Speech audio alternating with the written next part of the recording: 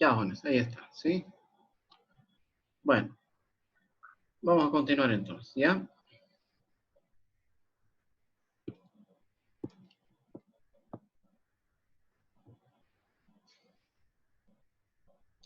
Vamos a ver, jóvenes, los diagramas de fases para otras sustancias simples y puras, ¿ya? Por ejemplo, el dióxido de carbono. Aquí está, miren, ¿no? Aquí tenemos, jóvenes, el diagrama de fases para el dióxido de carbono. Y este es el diagrama de fases para el agua. Miren que se parecen mucho, ¿no? ¿Ya? Ahí está, se parecen mucho. Claro que hay diferencias en los valores numéricos, ¿no? ¿Ya? Porque el dióxido de carbono no tiene punto de fusión y tampoco de ebullición. No tiene, ¿no? ¿Ya? ¿Por qué? Porque en condiciones ordinarias el dióxido de carbono es un gas, no es un líquido, ¿no? Pero fíjense que en el fondo se parece, ¿no? Fíjense que el dióxido de carbono tiene un punto triple, tiene un punto crítico, igual que el agua, un punto triple, un punto crítico, ¿no? ¿Ya? ¿De acuerdo? Miren, en el agua ya tenemos lo que sabíamos, ¿no? A una atmósfera de presión, el punto de fusión es 0 grados centígrados y el punto de ebullición es 100. Eso ya lo sabíamos, ¿no? La presión crítica, 374 grados centígrados. Y esa es la temperatura crítica, perdón, ¿no? Y la presión crítica, 218 atmósferas, ¿no? Ahí está. Y también tenemos las condiciones en el punto triple. Esta es una presión de 0,0098 atmósferas y la presión, perdón, esa es la temperatura, 0,0098 grados centígrados o 0,01 si quieren redondeando, ¿no? Esto prácticamente es lo que vieron en el anterior diagrama, 0,01 grados centígrados, la temperatura triple.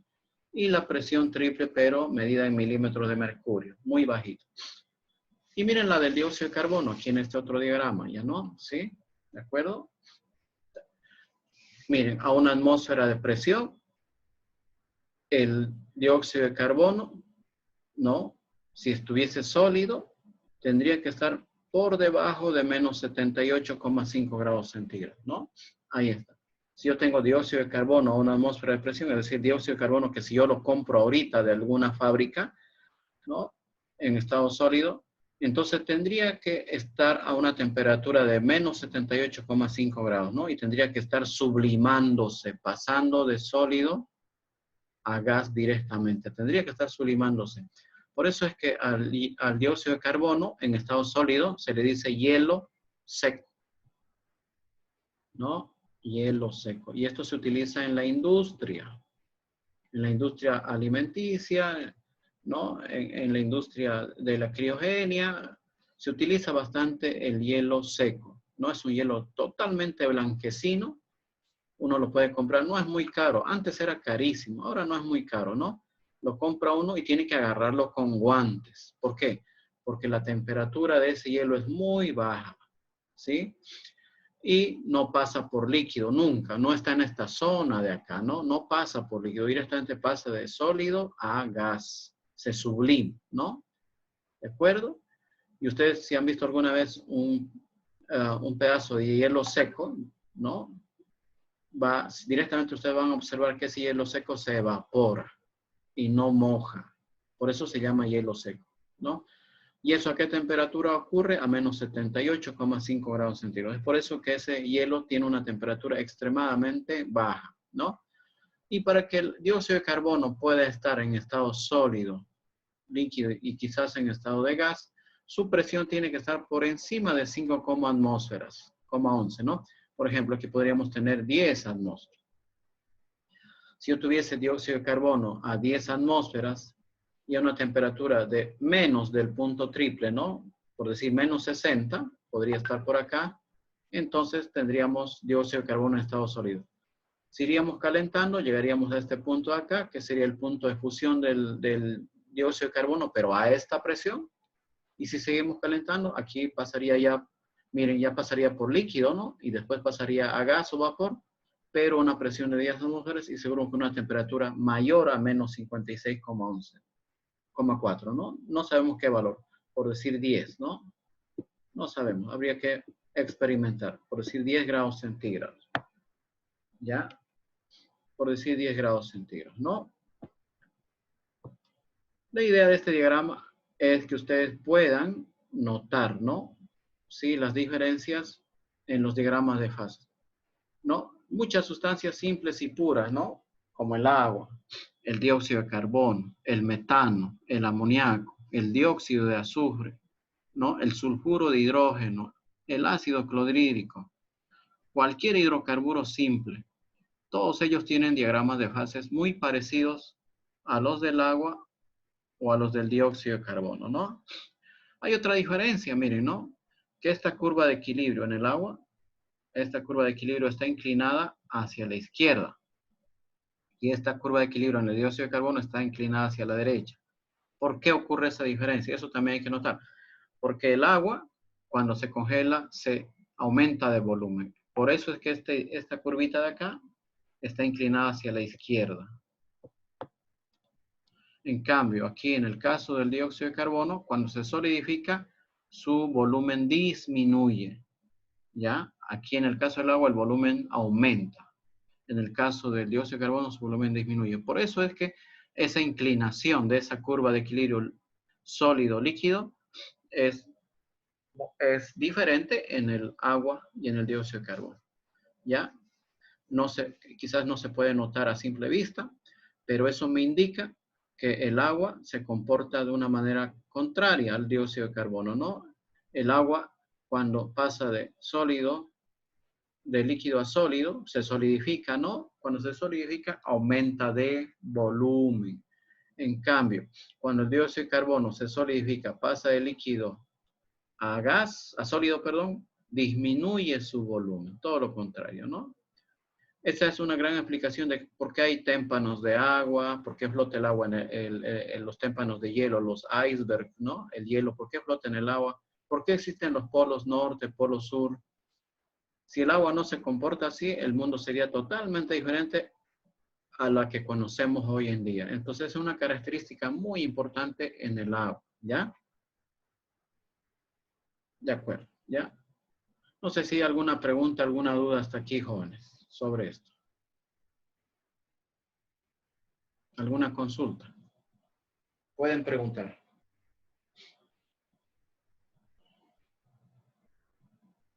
Ya, vamos a continuar, ¿ya? ¿Sí? Vamos a continuar, jóvenes. Para fines prácticos y como futuros ingenieros, la curva de equilibrio entre líquido y vapor es la que más nos interesa, ¿ya? La curva de equilibrio entre líquido y vapor. Es decir, volviendo a las gráficas, mejor si me salgo de aquí, ¿ya? Volviendo a las gráficas.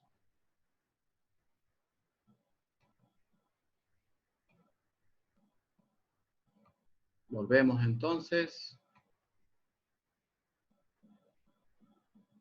Entonces, de este diagrama de fases, jóvenes, la curva de las tres, hay tres curvas en realidad, ¿no? ¿Sí? La curva AB, ¿no? La curva AB, esta de aquí, de A a B. Esa es la curva de equilibrio sólido-líquido. Luego tengo la curva AC, la curva de equilibrio líquido-gas o vapor. Y otra curva de equilibrio, la curva AD, la de sublimación, ¿no? La que pasa de sólido a gas. De estas tres curvas, la curva que más nos debe llamar la atención es esta curva de equilibrio AC. Esta aquí que estoy remarcando con color rojo. ¿Ya? Esa es la curva que más nos interesa estudiar, ¿no? ¿Por qué? Porque si nosotros cambiamos la presión, ¿no? O podemos subir la presión o bajar la presión, nosotros podemos también cambiar esta temperatura. Si subo la presión, esta temperatura puede aumentar. Y si bajo la presión, esta temperatura puede disminuir, ¿no? ¿De acuerdo? Si bajo la presión, por ejemplo, hasta este valor, piense que el punto de ebullición baja, ¿no? Por decirles a 50 grados centígrados, ¿no? Si bajamos la presión, ¿no? Estamos bajando a este nivel de acá. Si bajamos la presión, venimos la intersección acá y la temperatura también baja a este lugar, ¿no? Baja a ese lugar. Por decirles, podría ser 50, 40 grados.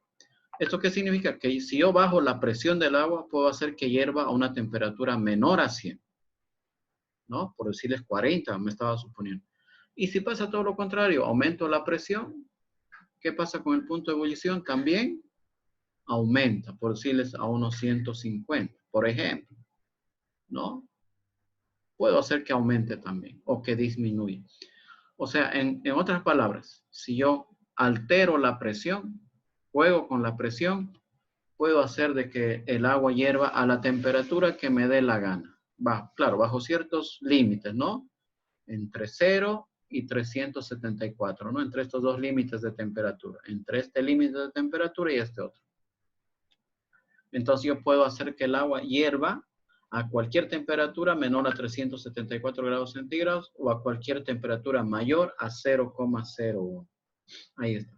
Entonces, no sería muy loco pensar que yo puedo hacer hervir agua a 25 grados centígrados. ¿Me entienden? O sea, si yo tengo el agua que lo saco del grifo, está a 25, y sin necesidad de aumentar su temperatura, solamente bajándole la presión, puedo hacer de que esa agua a 25 grados centígrados empiece a hervir. ¿De acuerdo?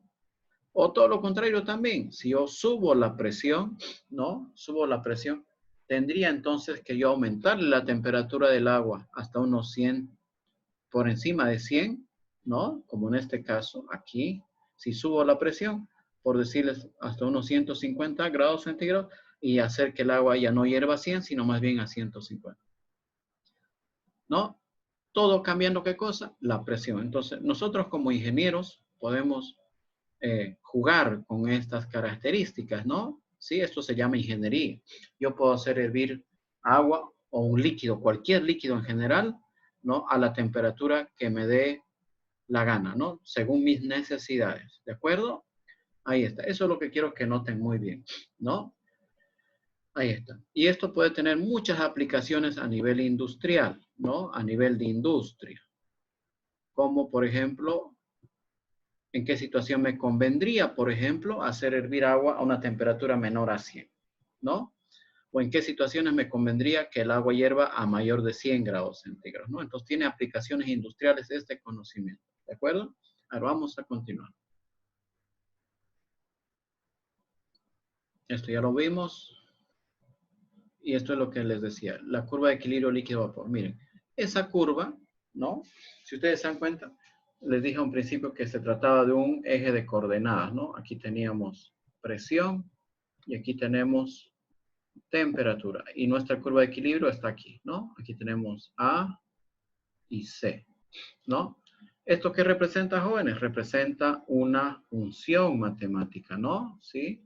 Esto representa una función matemática. ¿De acuerdo? Esto es una función matemática. ¿De acuerdo? Aquí yo tengo la presión, ¿no? Un valor de presión y su correspondiente valor de temperatura. ¿Sí? Su correspondiente valor de temperatura.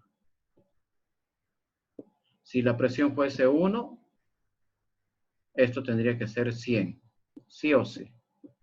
Si este diagrama de equilibrio entre líquido en este lugar y vapor aquí es para el agua, ¿no? Ahí está. Entonces la presión, ahí está, es una función de la temperatura. Una función matemática, la línea AC. ¿Ya?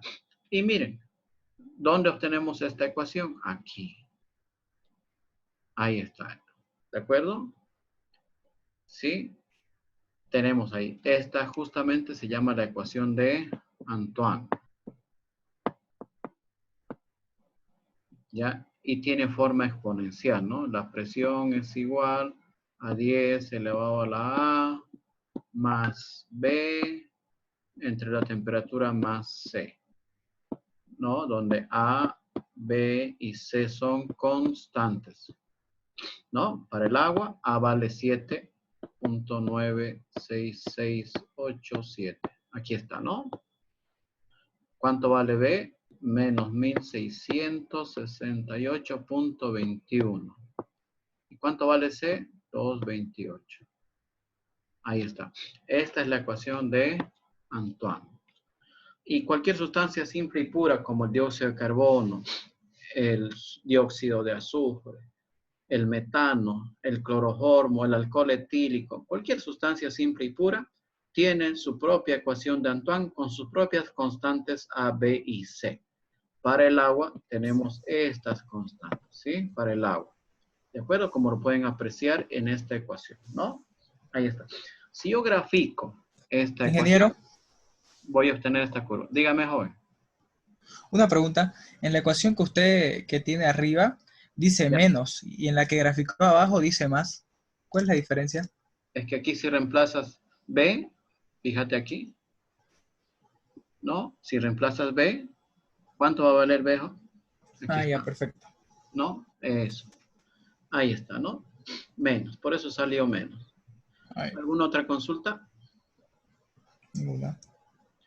Ya, ahí está. Entonces les decía que si yo grafico esto, ¿no? Esta ecuación, aquí, esta ecuación, voy a obtener esta curva. La curva de equilibrio entre líquido y vapor, ¿de acuerdo? Bueno, ahí está. Entonces, a ver, voy a borrar todas estas anotaciones de nuevo y vamos a hacer algunos, vamos a aplicar esta ecuación para hacer algunos ejercicios.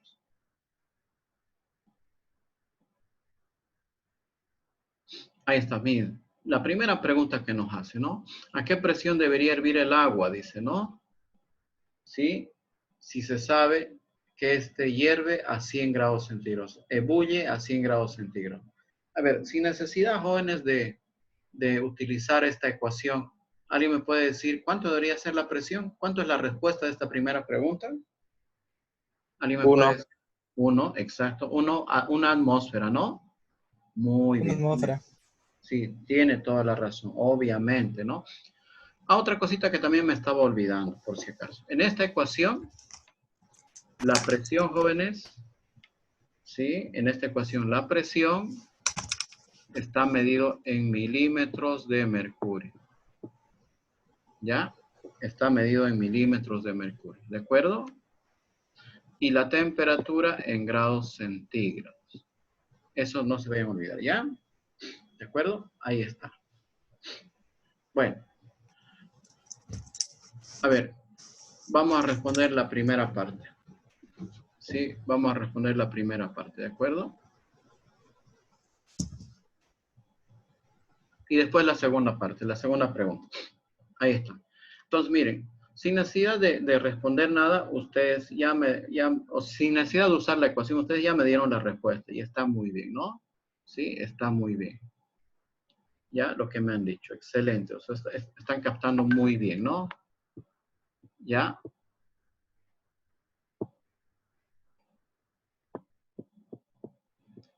A ver, vamos a resolver la primera pregunta. Dice, ¿a qué presión debería hervir el agua si sabe que este ebulle a 100 grados centígrados? Entonces, fíjense, para resolver esta primera parte es simple. Directamente aplicamos la ecuación.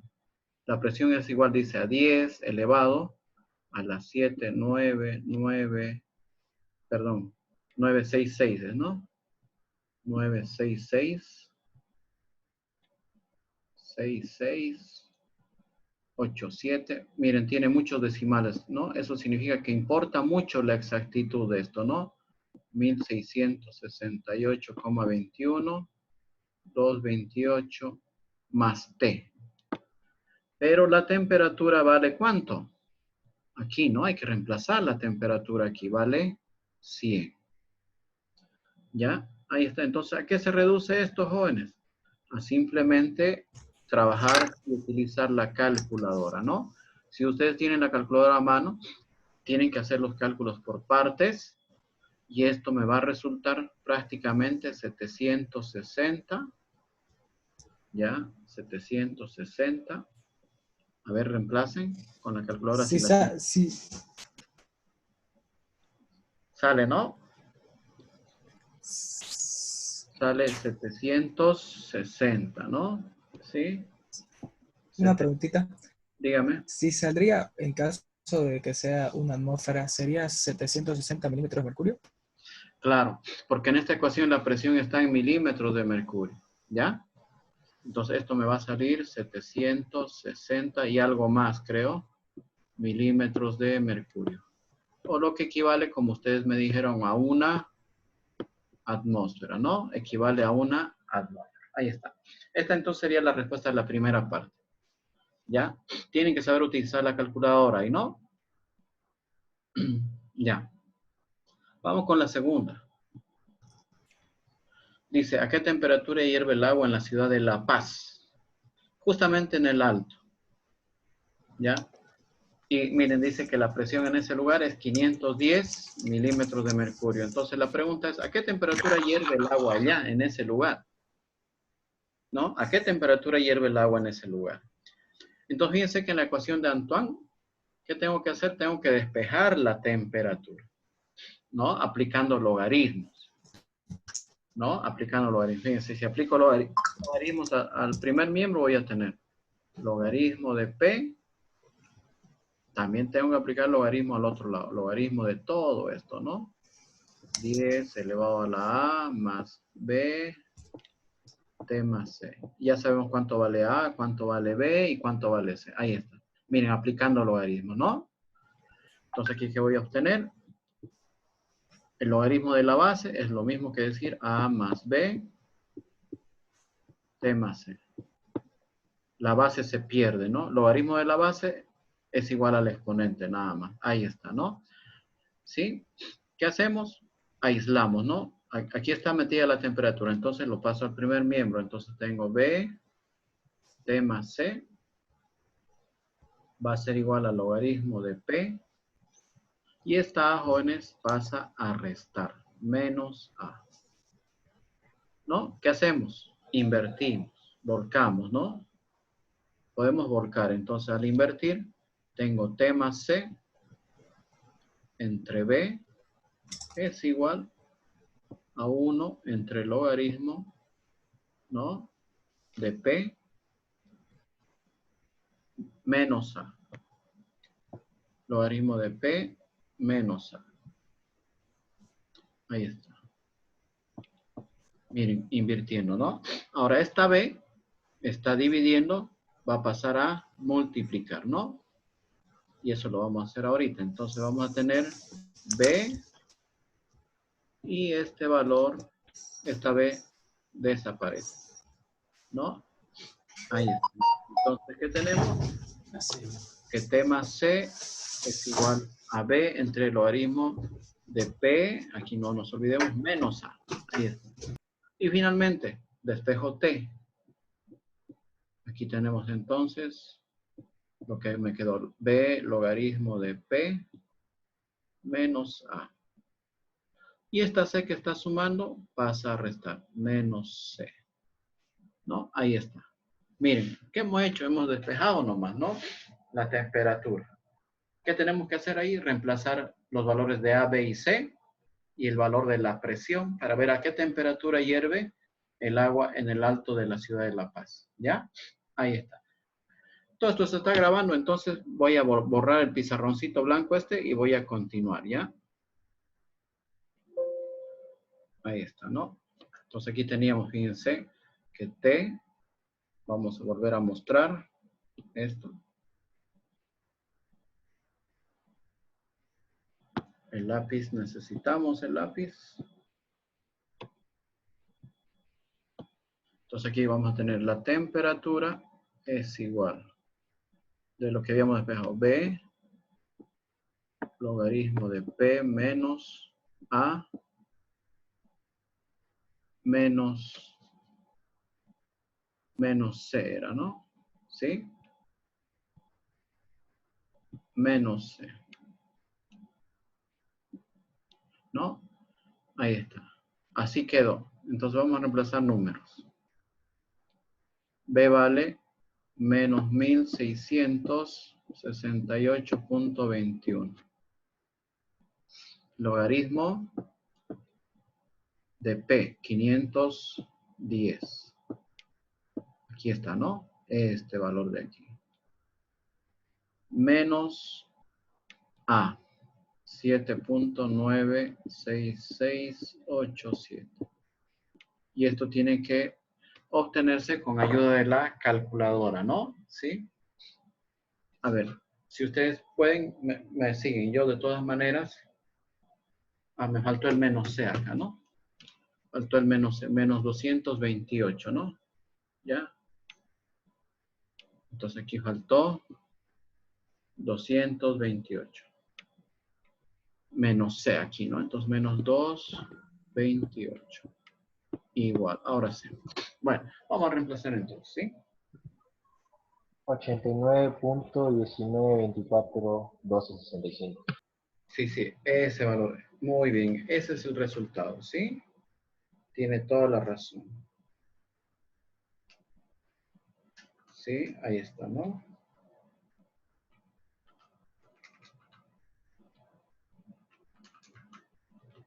$89,19. Ahí está. Entonces, el resultado es 89,19 grados centígrados, ¿no? Ahí está, jóvenes, y esa es la respuesta. Entonces, el agua en la ciudad del Alto de La Paz hierve a 89,19 grados centígrados, ¿no? No hierve a 100, ¿no? No hierve a 100. Si estuviésemos a nivel del mar, en alguna playa, el agua tendría que hervir a 100. Aquí en Santa Cruz, el agua tampoco hierve a 100. El agua hierve a 98 grados centígrados. ¿Por qué? Porque la presión en Santa Cruz es menor, es ligeramente menor a una atmósfera. Y pueden observar, jóvenes, que con este pequeño ejemplo, también podemos observar que, por ejemplo, en un lugar tan alto como el lugar, ¿no? El alto, que justamente se llama en La Paz, la presión es muy baja, 510 milímetros de mercurio, más o menos vale la presión allá. Y la temperatura a la cual debería hervir el agua es de 89,19. O sea que el agua hirviendo en ese lugar no es tan caliente, dicho así entre comillas, ¿no? No es tan caliente como el agua que hierve aquí en Santa Cruz, ¿ya? Ahí está. Una Entonces, pregunta, ingeniero. ¿sí? ¿Por qué añadió logaritmos? Porque está en base 10, ¿no? Tengo que despejar. Esto es matemática, ¿no? Ah, ya. ¿Ya? Eso. Tengo que despejar, entonces, sí o sí tengo que trabajar con logaritmos, ¿no? ¿Ya? Bueno, eso es matemáticas. Hay que, de todas maneras, jóvenes, todas las preguntas son buenas, ¿ya? Y está bien, ¿no? Todo sirve para aprender, porque al final lo que hay que hacer es aprender. Bueno, ¿alguna consulta, alguna duda, jóvenes? ¿Alguna pregunta, alguna consulta sobre esto? Ya, bueno. La idea también, jóvenes, que con ayuda de esta ecuación nosotros podemos obtener las presiones y las temperaturas de equilibrio, ¿no? Entre líquido y vapor. Por ejemplo, una presión de 510 milímetros de mercurio le corresponde una temperatura de equilibrio de 89,19. A una presión de 760 milímetros de mercurio le corresponde una temperatura de equilibrio de 100. Y en fin, cualquier punto sobre esa curva, ¿no? Ya, ahí está. ¿De acuerdo? Esta ecuación, la ecuación de Antoine, acuérdense, empieza en el punto triple y termina en el punto crítico, ¿no? Empieza en el punto A del diagrama y termina en C. Ese es su dominio, ese es el dominio de la ecuación, el dominio de imágenes y el dominio, ¿no? De la función, ¿ya? Nos quedan 10 minutos para la segunda parte, ¿ya? De todas maneras. ¿Alguna consulta más sobre esto? ¿Alguna pregunta? Ya, vamos a continuar entonces. Miren, esta misma ecuación yo la he graficado aquí, o la he tabulado, mejor dicho, ¿no? La hemos tabulado. Entonces, podemos trabajar, jóvenes, si quieren, con la tabla, con esta tabla, que es lo mismo que usar la ecuación. Es una tabla, ¿no? ¿Ya? Miren, aquí tengo la temperatura, ¿no? Y tengo su presión de equilibrio.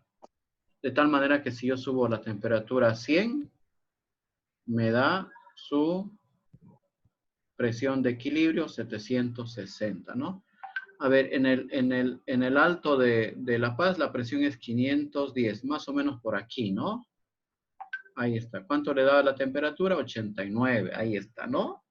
¿Ya? Miren, entonces, cuando yo tabulo, hago una tabla de datos con esa ecuación, puedo obtener una tabla. Entonces, ustedes cuando vean los libros o vean en internet, puede ser que no encuentren la ecuación, ¿no? Y si no encuentran la ecuación o van a encontrar la gráfica, una o van a encontrar una tabla de datos. Esta tabla de datos también, si quieren, la pueden bajar y la pueden usar. ¿Para qué? Para hallar lo que se llama presión de vapor del agua. ¿Ya? Presión de vapor del agua. En muchas prácticas de laboratorio se utiliza esta tablita. ¿Para qué? Para hallar la presión de vapor de agua. Ustedes van a usar esta tabla cuando estén haciendo algunas prácticas de laboratorio, ¿no? Por ejemplo, ¿qué temperatura estamos en este momento? Por decirles, estamos a 28 grados centígrados, ¿no? Aquí está. ¿Cuánto vale la presión del vapor de agua? 28,21 milímetros de mercurio. Y esto nos va a ayudar más adelante a hacer otro tipo de cálculos en donde tengamos agua involucrada, ¿ya? Bueno, ¿alguna consulta, alguna pregunta sobre esto? Ya, a ver, vamos a ver qué más hay por acá. Disculpe, todo esto ya lo subió al Classroom, ¿no? Sí, está en Classroom. Y las grabaciones también las voy a subir este sábado, todas las grabaciones, ¿ya? Las de las clases, ¿ya? Bueno, para terminar entonces, jóvenes, esta parte de revisión de conceptos y todo eso, ya vamos a hablar un poquito sobre los fenómenos térmicos, ¿sí? ¿No? Ustedes saben que el agua, si se calienta, puede pasar de sólido a líquido. Si seguimos calentando, puede pasar de líquido a vapor. O al revés, ¿no? Si enfriamos, puede pasar de vapor a líquido. Y si seguimos enfriando, de líquido a sólido. ¿No? Ahí está. Fíjense el diagrama de fases de nuevo. Y nosotros podemos movernos desde este primer punto, desde aquí hasta aquí, por decirles, ¿no? ¿Ya? Y me estoy moviendo hacia la derecha. Estoy pasando de estado sólido a estado líquido y después a estado de vapor. Esto podría representar un cubito de hielo saliendo, ¿no? Del refrigerador, ¿no? ¿Sí? Podría representar un cubito de hielo saliendo del refrigerador. ¿A qué temperatura? Depende del tipo de refrigerador, ¿no? Podría ser a menos 15 grados centígrados, ¿no? Si es un buen refrigerador, la temperatura puede llegar incluso hasta menos 20 dentro de la hielera. Y obviamente, si tenemos agua que ha estado bastante tiempo ahí adentro, va a estar en estado sólido, cubos de hielo. Si lo sacamos de la hielera y empezamos a calentar, la presión nunca va a cambiar, porque esta es la presión externa de la atmósfera, ¿no? Va a ser constante. Entonces vamos a tener que movernos sobre este caminito. Y vamos a llegar a la frontera, ¿no? ¿Qué va a suceder? Que aquí la temperatura va a tener que llegar ¿a cuánto? A 0. Es decir, la temperatura va a aumentar de menos 15 a 0. Pero fíjense que el agua sigue siendo sólido, ¿no? Llegamos aquí a la frontera y no puede pasar de la frontera. No puede pasar de la frontera si no antes se transforma de sólido a líquido. Entonces, en la frontera hay un cambio de estado, ¿no? Hay una fusión y eso ocurre a 0 grados centígrados. La fusión no va a terminar hasta que el último cristal de hielo se funda, ¿no? Entonces, cuando el cubo de hielo llega a 0 grados centígrados y se está formando la primera gotita de líquido, entonces ya estamos justo en el punto de equilibrio, en el punto de fusión. Y el agua va a tener que esperar un rato hasta que todo el sólido se funda, es decir, se va a quedar en este lugar, ¿no? En el punto de fusión. Una vez que el último cristal de hielo se funde, podemos seguir calentando, ¿no? Si seguimos calentando, vamos a tener ahora agua en estado líquido y vamos a llegar a este otro nivel, en donde vamos a llegar al equilibrio entre líquido y gas. ¿Eso a qué temperatura ocurre? Aquí está, a 100. ¿Y eso producto de qué? De que seguimos aumentando la temperatura, seguimos calentando, ¿no? ¿Ya? Y de nuevo llegamos a esta nueva frontera, en donde cuando el agua está llegando a 100 grados centígrados, las primeras burbujitas de vapor se están formando. El agua no puede pasar de golpe al otro lado, al estado de vapor, ¿no? O gas. No puede pasar. Tiene que transformarse. Es decir, tiene que esperar un rato en la frontera hasta que todo el agua líquida se convierta en vapor. Una vez que la última gotita se evapora, recién podemos seguir avanzando ¿no? De aquí para adelante, por decir, para llegar a este punto final, ¿no? En donde ya el agua todo está en estado de vapor. ¿Qué temperatura podríamos tener acá? Por decirle 115. Me estoy inventando, ¿no? Pero una temperatura mayor a 100. Pero y en este lugar, todo el agua está en estado de gas, ¿no? En estos lugares hay un equilibrio entre sólido y líquido, fusión, y aquí hay un equilibrio entre líquido y vapor, ebullición, ¿ya? Eso es lo que sucede, ¿no? La presión generalmente se mantiene constante, entonces si voy calentando me voy a ir moviendo desde este punto inicial y si sigo calentando mucho puedo llegar hasta este otro punto final, ¿no? En donde el agua tiene que sufrir en secuencia una serie de transformaciones. Primero un calentamiento de menos 15 a 0, de aquí hasta aquí, un cambio de estado de sólido a líquido, un calentamiento de 0 a 100, aquí, ¿no? Aquí un cambio de estado de líquido a vapor y aquí otro calentamiento de 100 a, digamos, 115. ¿Ya? Ahí está. Entonces, eso es lo que ocasiona, jóvenes, la adición de calor, ¿no? Si me muevo en este sentido, entonces tengo un calor adicionado. Adición de calor. Puedo moverme al revés también. Si me muevo en este sentido, entonces en vez de adicionar calor, estoy eliminando calor.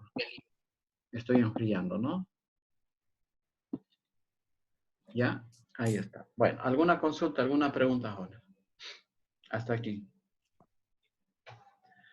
Ya, si no me equivoco, creo que con esto damos ya por terminado el tema 1, ¿sí?